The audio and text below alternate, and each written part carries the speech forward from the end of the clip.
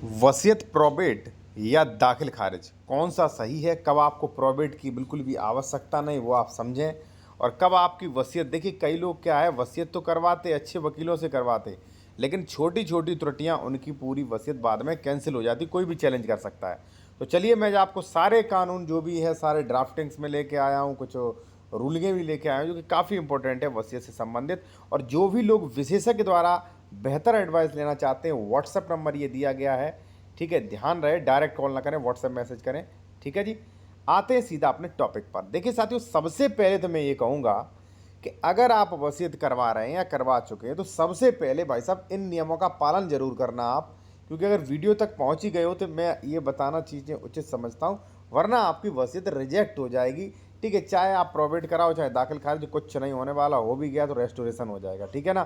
तो ये चीज़ ध्यान रखें। देखिए अब सीधा सवाल आता है कि वसीयत प्रोबेट जो है वो कब कराना है, दाखिल खारिज कब कराना, वो आप समझें, ठीक है।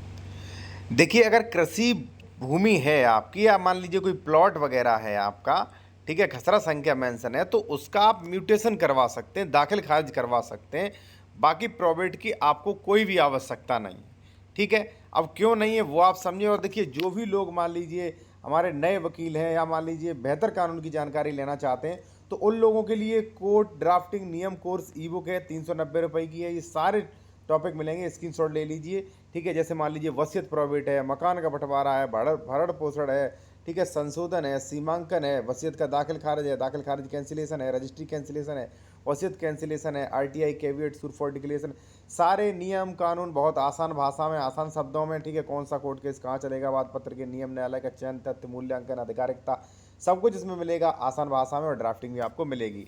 देखिए साथियों, मैंने आपको कहा है कि अगर मान लीजिए कोई कृषि भूमि है, प्लॉट्स हैं, तो उनका आपको प्रोबेट कराने की आवश्यकता नहीं है। आप जो है अगर ये सभी नियमों का पालन कर रहे हैं, तो आप धारा 34 में जो है दाखिल खारिज के लिए धारा 33-34 जो होता है उसमें जो है आप आवेदन कर सकते हो, और आवेदन करने के बाद सभी को नोटिस जाएगा, नोटिस करने के बाद सभी को आपत्ति का अवसर मिलेगा, ठीक है। और उसके लगभग 40-50 दिन बाद जो है आपका म्यूटेशन हो जाएगा खतौनी पर। जब खतौनी पर म्यूटेशन हो जाएगा तो वसीयत भी आपके नाम है, वो भी आपका बड़ा प्रूफ है, ठीक है। और जब म्यूटेशन हो जाएगा आपका यानी कि दाखिल खारिज, तो वो भी एक बड़ा प्रूफ है, खतौनी भी मेंटेन हो जाती है, ठीक है। तो देखिए वहाँ प्रोबेट की आवश्यकता नहीं। मान लीजिए किसी एक्स व्यक्ति ने आपको एक प्लॉट रजिस्टर्ड किया था खसरा संख्या 79 में, वो एक्सपायर हो गया, तो आपको म्यूटेशन करवा लेना चाहिए, ठीक है। ध्यान रहे म्यूटेशन करवाने से पहले आप अपनी जरा वसीयत चेक करवा लें, क्योंकि मैंने कई बार देखा है कई लोग अच्छे अच्छे वकीलों से वसीयत करवा के आते हैं, हमसे भेजते हैं, तो कई बार छोटी छोटी कमियां निकल जाती हैं, कहीं आर्टिकल गलत, कहीं कुछ, और छोटी कमियों के कारण वसीयत रिजेक्ट भी हो जाती है।